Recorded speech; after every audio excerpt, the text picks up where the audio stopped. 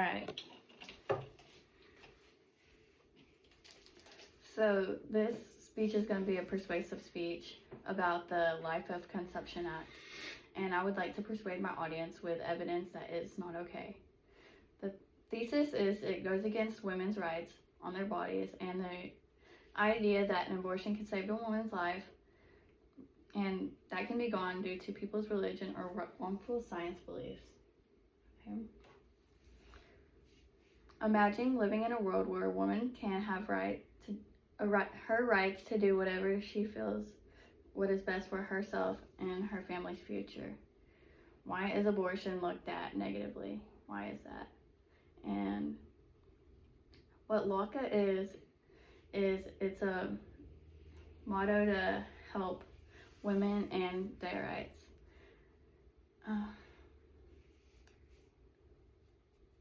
The people that don't agree with their LACA is they want to protect an unborn child even though it might harm or be fatal to a woman carrying the fetus. LACA also goes against IVF. Abortion, however, is not a form of birth control, but sometimes can be needed for rape victims, medical reasons, for both the mother and the child, or even financial stability. In an article I read stated that one of the doctor's patients suffered from an encephalitic pregnancy where the baby had no living state but would have to go full term.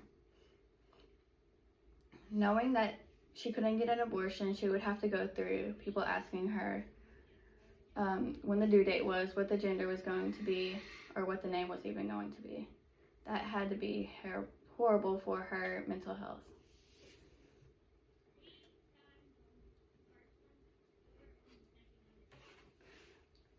IVF is often used for people who can't have kids.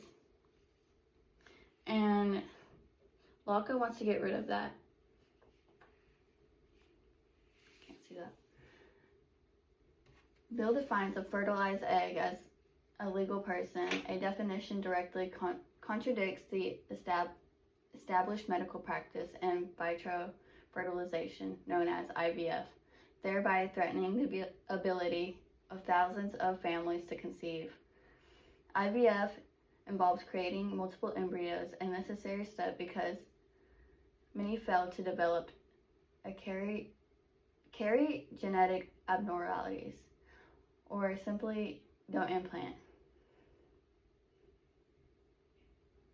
A life at conception law effectively transforms these routine medical actions to form wrongful death or murder. Okay. IVF clinics and embryologists would face potential criminal charges simply operating under standards. Legal risk would enforce to seize all operations, leaving hopeful parents with no options.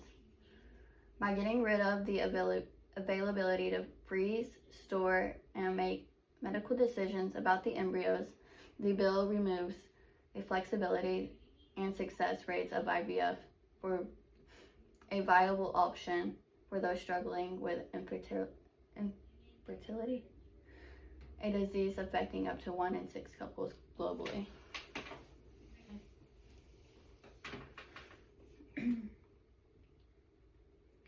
So the negative scenario would be every IVF clinic would have to close and locate to, out of the U.S.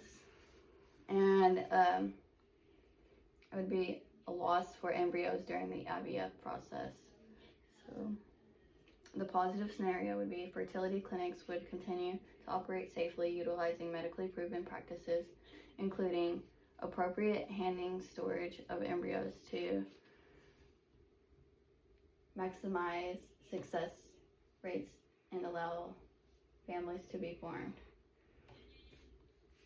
The choice is clear. We can embrace a bill that causes medical harm and destroys hope for family.